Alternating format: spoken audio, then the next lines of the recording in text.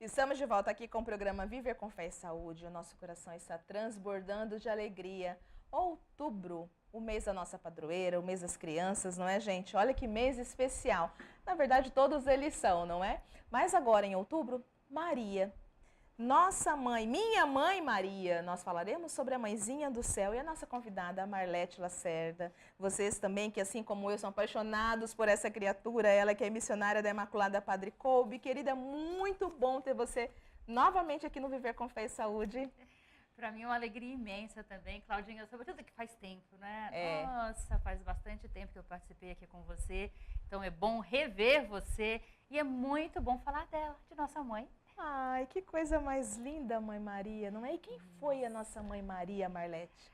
Olha, a gente precisaria de uns 10 programas e não seria suficiente, né? Como dizia, né, o nosso querido São Bernardo, de Maria nunca se falará o suficiente.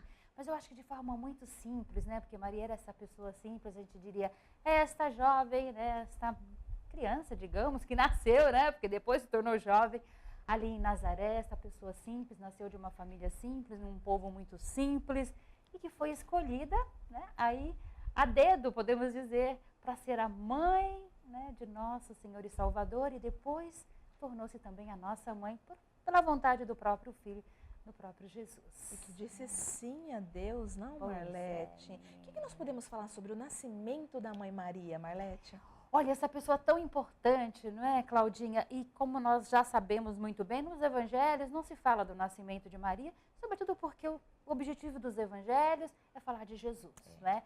Mas aquilo que nós sabemos a respeito do nascimento de Maria, nós encontramos nos evangelhos apócrifos. Então, o que é apócrifo? Né? Apócrifo significa escondido. O que são esses evangelhos? Bem, lá no início do cristianismo, nos primeiros séculos, foram escritos vários, né, evangelhos, digamos assim. Alguns foram aceitos e passaram a fazer parte do cânon da nossa igreja, que são os evangelhos que nós bem conhecemos, né? Marcos, Mateus, Lucas e João. São os evangelhos canônicos. Foram aceitos segundo um determinado critério naquela época e fazem parte da nossa Bíblia. Mas muitos outros evangelhos foram escritos e não foram aceitos, sobretudo porque eram devido ao caráter fantasioso, né? Umas histórias, assim, às vezes um pouco mirabolantes, muito fantasiosas, e não foram considerados canônicos, então são apócrifos, ficaram escondidos. Okay. Apesar disso, esses evangelhos sempre tiveram uma influência muito grande na tradição da nossa igreja. E muitas coisas que nós sabemos hoje vêm daí, como, por exemplo, os pais de Nossa Senhora. Sabemos que Joaquim e Ana, e da onde nós tiramos? Dos evangelhos apócrifos.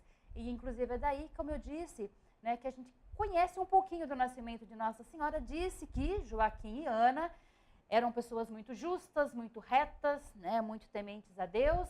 E conta, né, aí no evangelho apócrifo, a tradição, que determinado dia eles eram já anciãos e estéreis. E um dia Joaquim foi ao templo fazer a sua oferenda e ele foi barrado pelo sacerdote do templo, Rubem, que disse que ele não poderia fazer a oferenda porque ele não havia dado uma descendência para Israel.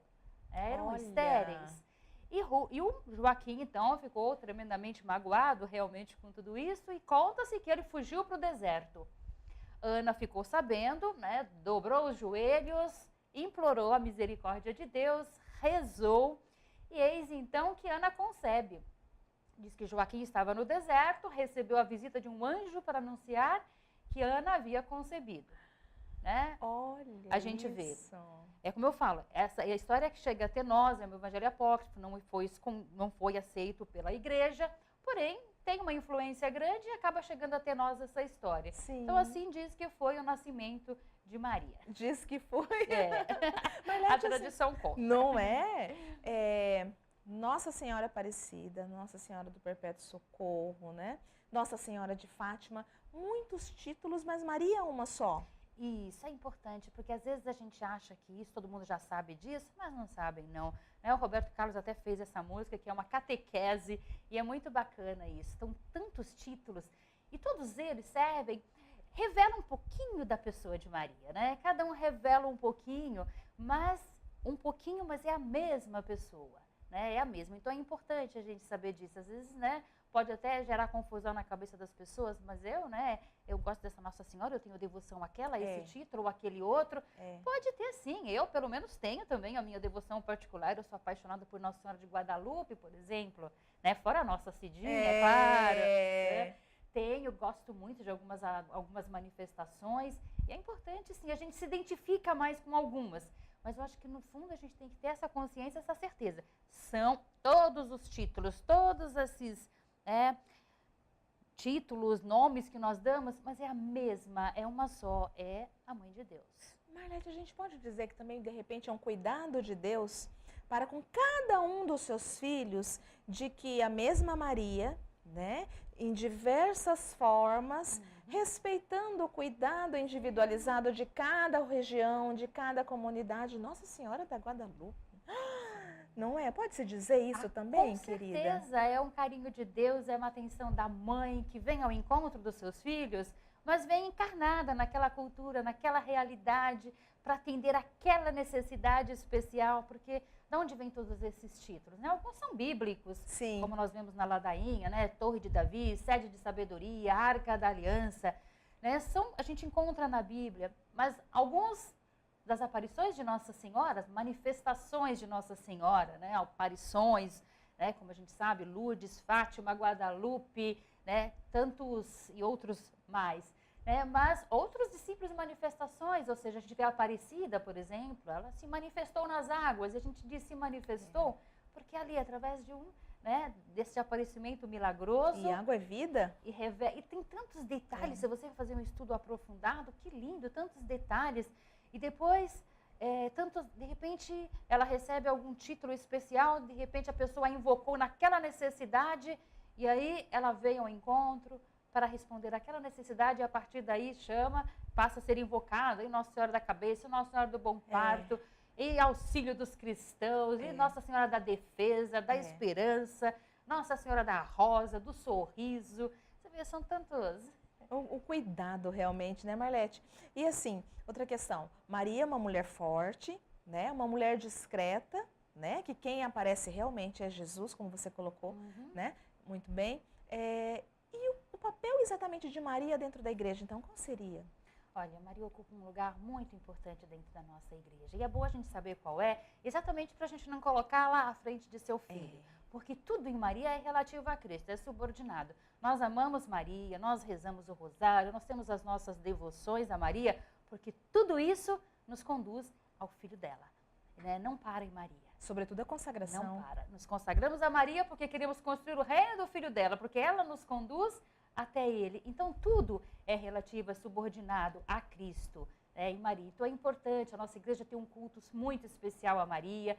Eu gosto do que dizia um professor meu, ele dizia assim, né, que Maria está no DNA do cristianismo, está no DNA da nossa... Ela não é o centro, mas ela é central, né?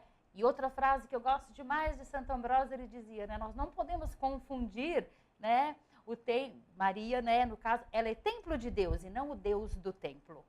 Olha. Isso é muito importante para dizer, ela é muito importante, mas não podemos confundir. Então é importante a gente saber que a igreja tem esse culto especial a Maria, inclusive é um culto que nós chamamos de hiperdulia. Né? Sabemos que o culto que prestamos a Deus é latria, o culto de adoração, o culto aos santos é dulia, né? Que é essa honra.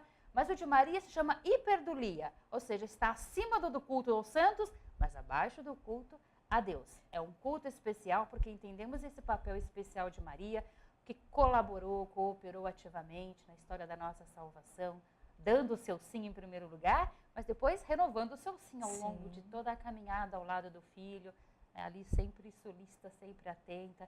Então a igreja olha para Maria, sim, tem esse papel importante, é a mãe de Deus, né? No colo então, da mãe, né? Por isso. E quando a gente se aproxima dela, ela nos leva ao filho, né? Exatamente. Então é um caminho assim, mais direto, seguro, firme para nos conduzir. E que ela rebanha esses filhos Exato. também, põe embaixo do manto dela e leva para Jesus, é isso.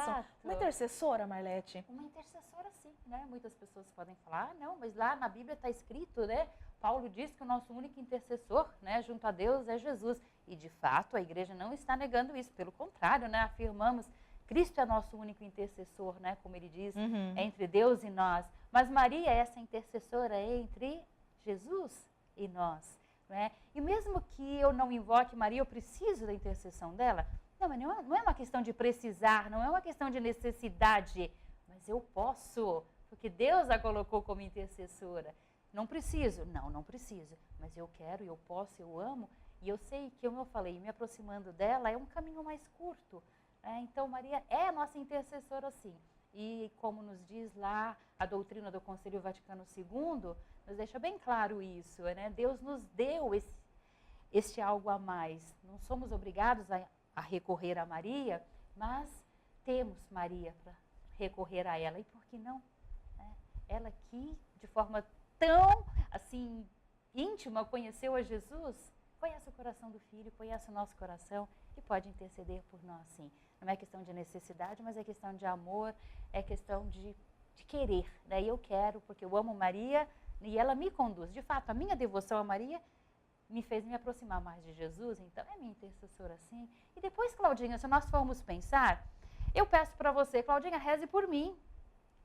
E o que você vai estar fazendo, se não intercedendo? Intercedendo. Se nós, que somos aqui meros cristãos mortais, podemos interceder uns pelos outros, eu peço para alguém, olha, reza por mim. As pessoas ligam aqui pedindo oração, está pedindo o quê? A nossa intercessão, e que rezemos por ela. E se nós, como eu disse, que somos meros cristãos, podemos fazer isso, imagina. Maria, por excelência, né, a intercessora. E vendo você falar, eu fico muito emocionada, por quê? Porque me vem assim, no pensamento muito forte, Jesus todo ocupado, né, fazendo as questões, as coisas todas, e Maria lá, filho, fala, mãe, o que queres? Filho, este meu filho, esta minha filha, este, né? E vai apresentando, tá bom, mãe, vem aqui. Exatamente assim. E outra coisa também, agora no final da sua fala, é aquela questão, se nós, pobres cristãos, né, pecadores, né, rezamos por pessoas que nem nos pedem oração, imagina a mãe, que não reza por todos nós, que não intercede por todos nós, não é? E acolhe todos nós, não, Marlete? Sim, é verdade. Se a gente se ocupa da sorte dos nossos irmãos, e ela enquanto mãe? Pois é, porque não é que Maria ama como uma mãe, Maria ama porque é mãe. É mãe. Né? Então, e nossa mãe. E é mãe de todos, né? Como você falou, não é que ela é minha mãe porque eu a invoco, não. E quem não a invoca, quem nem sequer a reconhece como mãe, ela continua sendo mãe do mesmo jeito, forma, do né? mesmo jeito. E na Bíblia, onde ela está? Olha, ela está em poucos lugares, mas está naqueles pontos estratégicos, né? Como eu disse, a Bíblia fala pouco, mas porque o objetivo dos evangelhos é falar de Jesus. E esse pouco também é exatamente até pela descrição que ela é, né, Marlete? Está em vários momentos, mas ali quietinha. Ela, e assim, cumprindo o papel dela, ela aparece em poucos, mas a gente, quando pensa em Maria, na presença de Maria na Sagrada Escritura, né, como diz um grande mariólogo, o Clodovis Boff, ele diz, nós não podemos pensar quantitativamente falando, né, não em termos de quantidade, mas qualitativamente falando, né, em termos de qualidade mesmo. Ela aparece pouco, mas aparece nos momentos mais importantes. É o sim. No momento do sim, sem o sim de Maria, né, bem, Deus teria pensado lá no seu plano B, com certeza, mas ele já sabia que não precisaria de um plano B, porque ele conhecia a serva que ele escolheu e foi preparada para isso, né? Mas isso não significa que ela não poderia ter dito não. Poderia ter dito não, sim. Porque ela tem a liberdade. Entra a grandeza dela. Exato. Né? O livre-arbítrio que nós temos. Então, Deus preparou sim, mas ela poderia ter dito não. Mas ela disse sim, né? E começa. Nesse momento, a gente pode dizer que ela está presente no nascimento de Jesus aí, acompanhou a vida dele inteira. Quando Jesus realiza o primeiro milagre, a gente pode dizer que é o nascimento de Cristo para a vida pública. Maria está lá presente, graças à intercessão dela, ele realiza os seus primeiros sinais, e o mais importante, depois desses sinais, os seus discípulos creram nele. É o que João diz, não é a Marlete que está dizendo. Depois deste milagre, deste primeiro sinal, os discípulos creram nele. Finalmente entenderam, né, quem era. Depois a gente encontra Maria aos pés da cruz. Acho que a gente pode dizer que é uma espécie de nascimento novamente de Cristo. Dessa vez essa passagem, esse retorno para o Pai. Né? Maria lá no nascimento físico, na encarnação, no nascimento para a vida pública, nesse nascimento, novo nascimento, que é o retorno para o Pai. Lá na igreja, né, a gente vê no início, no surgimento mesmo da igreja, os primeiros cristãos reunidos com os apóstolos, a igreja nascente, recebe o Espírito Santo. Quem está lá no meio deles rezando? Maria presente no nascimento da igreja, né? Então a gente vê que são, né, momentos cruciais. Ela aparece em outros momentos ali, mas principalmente nesses, né? Então, nesses momentos bem estratégicos, bem importantes, bem determinantes mesmo. Sendo assim, a gente pode dizer que esse sim de Maria, Marlete, independente de todas as consequências que viriam, esse sim dela a Deus pode ser realmente pelo fato do início já do plano de salvação? Isso, eu acho que Deus, né, tipo assim, pensou, né, em tudo, preparou Maria e com certeza esse sim deu início nessa nova aliança. Deus vinha preparando o povo lá no Antigo Testamento, fez a primeira aliança, mas o povo sempre pisando na bola, né? Indo e vindo. Ele mandou, né, os seus profetas para avisar, para advertir o povo, para chamar a atenção, para ensinar. Depois, não resolveu, né? Paulo diz que quando chegou a plenitude dos tempos, ele envia o próprio filho, né? Então, ele envia esse filho, mas para esse filho, né, ser enviado, ele conta com o sim de Maria. Então, é a história... Ali começa, né, essa nova aliança de Deus conosco que muda tanta coisa, né? É o início da nossa história da salvação, quer dizer, de uma nova história, né? Que Deus desde o começo está buscando nos salvar. Sim. Mas tem início, né, uma nova etapa, este plano de Deus que, né? E Maria está ali, né? Bem no vértice desse plano, digamos assim. Exato, e nos planos de Deus, algo que já vem sendo elaborado assim desde a vida intrauterina, né? De Maria no ventre de Santa Ana, não é? Com certeza. Nesse cuidado, nesse olhar e falar, olha, vai ser a mãe de Jesus. Pois é, concebida sem o pecado, né? Pura, totalmente pura, exatamente para, né, digamos assim, como diz na oração, na solenidade da Imaculada, e Deus prepara uma digna morada para a vinda do Filho. Então, Sim. Ela concebida sem o pecado original, totalmente pura, preservada do pecado, exatamente para acolher aquele que, né, veio tirar o pecado do mundo. E sendo assim, a gente pode dizer também que ela é corredentora de Jesus, Marlete? Claudinha, corredentora é um termo muito polêmico, né? Muito polêmico mesmo. Porque alguns teólogos até falam, né? Alguns papas até já escreveram alguns documentos, falaram em corredenção. Só que ultimamente, a partir do Concílio Vaticano II, o que a gente percebe é que nos documentos oficiais da Igreja, esse termo foi abolido, esse termo não existe mais. Se fala em cooperação de Maria. Porque o que é a corredenção? Corredentora é redentora com. A gente coloca a Maria no mesmo nível de Jesus. O que não é. O que não é. Então, por isso eu digo, é polêmico. É. Alguns vai argumentar e vai dar até, né, razões bastante sérias para dizer que não é bem isso, tá? Mas não nesse sentido, isso, né? E vão optar para manter, né, esse título de corredentora. Porém, é como eu digo, a posição oficial da Igreja é isso, não usa mais esse termo exatamente por isso. É colocar no mesmo nível, e ela não está no mesmo nível.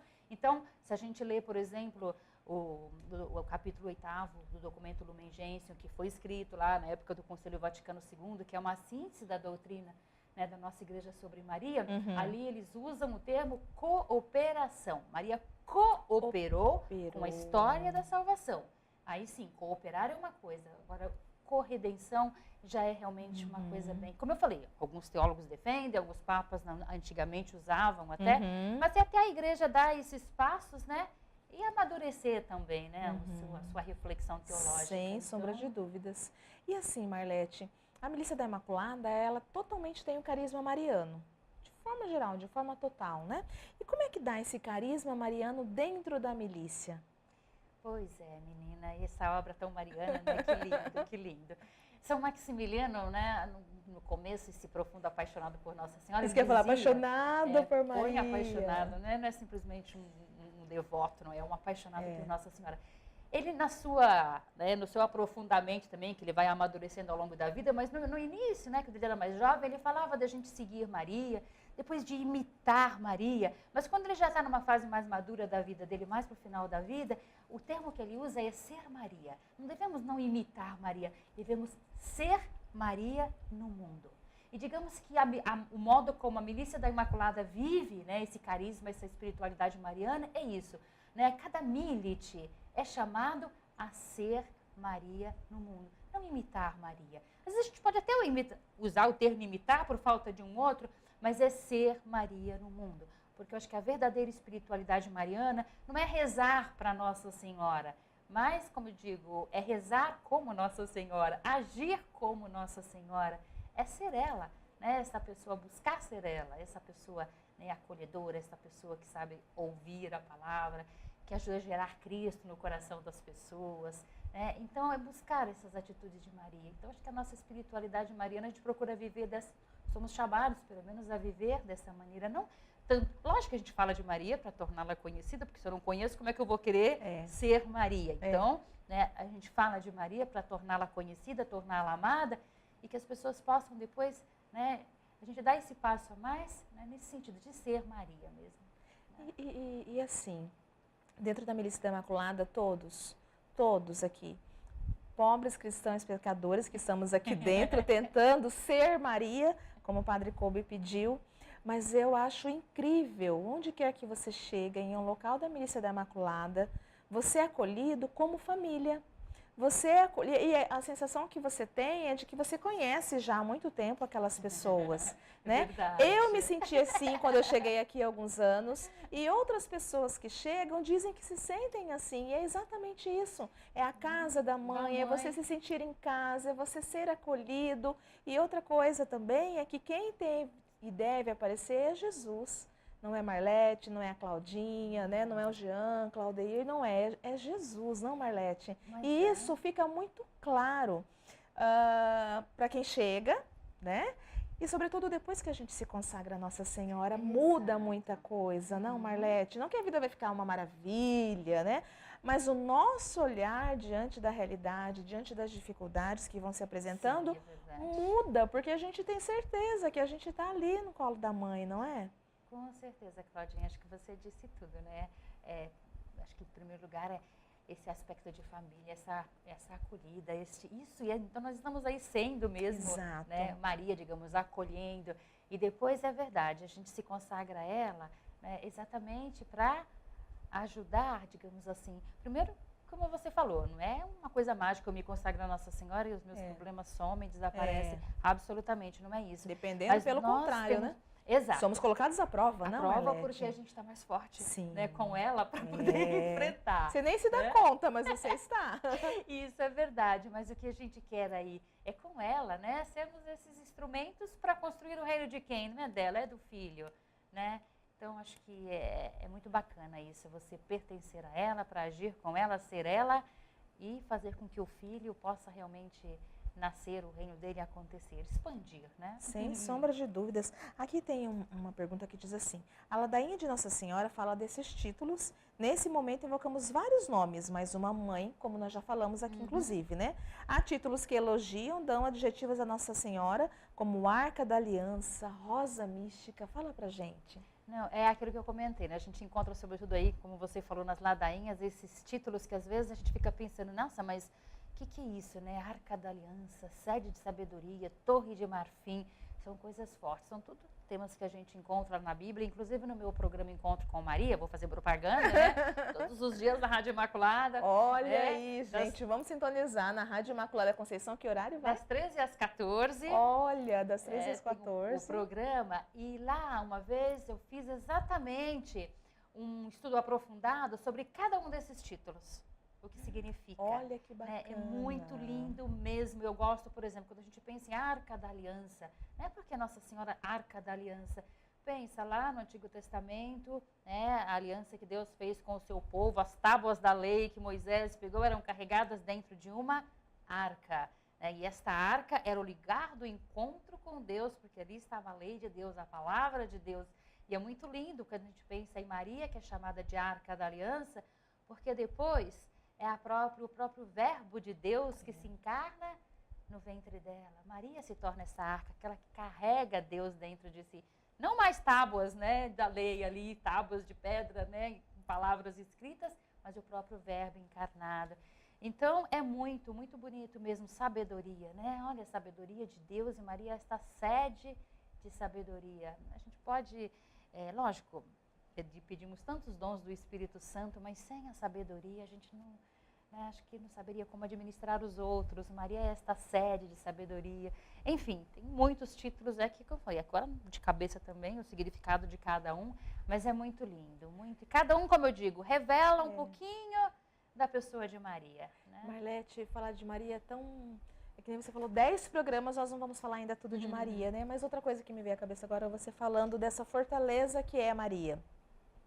As mães dos meus pacientes no hospital, as mães das crianças com câncer, elas não têm ideia a força que elas têm. E aí depois, né, que tem aquele impacto do diagnóstico, aquilo tudo que tem, é uma força incrível que essas mães têm, que você fica olhando assim e fala, gente, será que eu teria essa força? Que força é essa se não vem da mãe Maria? Não é? Que força é essa que a empodera, que a fortalece, que a deixa em pé, mesmo com o coração lá, né, fragilizado, mas ela está lá em pé junto ao seu filho. E aí a gente vê tudo que Maria passou com o filho Jesus e ela em pé. Por mais destruída que ela estava lá, sim.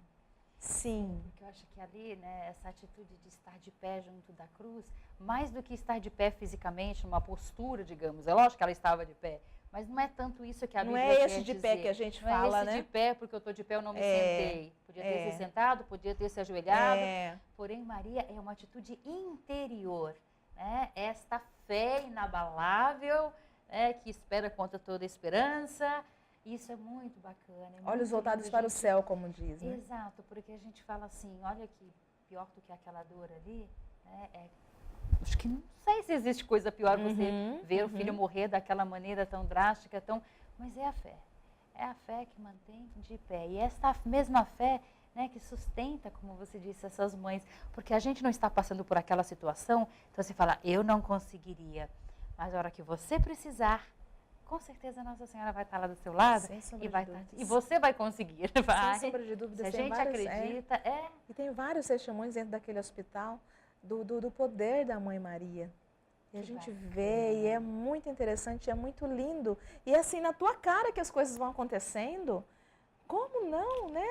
Não pela como a nossa mãe. Sim, é verdade. E às vezes a gente se surpreende, né? E não deveríamos surpreender, porque eu estava até conversando com uma pessoa outro dia, ela me contava exatamente de um milagre, né? De uma pessoa na família que estava doente, e ela falou, e ela tinha comentado comigo, hoje eu vou levá-la lá na Perpétuo Socorro para a gente rezar um pouco. Depois ela comentou comigo que realmente milagre, os médicos, né, disseram que está tudo bem e tudo mais, e ela estava assim emocionadíssima, arrepiada. Eu falei, a gente nem deveria ficar emocionada, porque fala, gente, mas é normal para Deus, para Nossa Senhora, faz parte, né? Fica assim, ai, meu filho, o que você está surpreso ainda, sim, né? Quando a gente tem fé.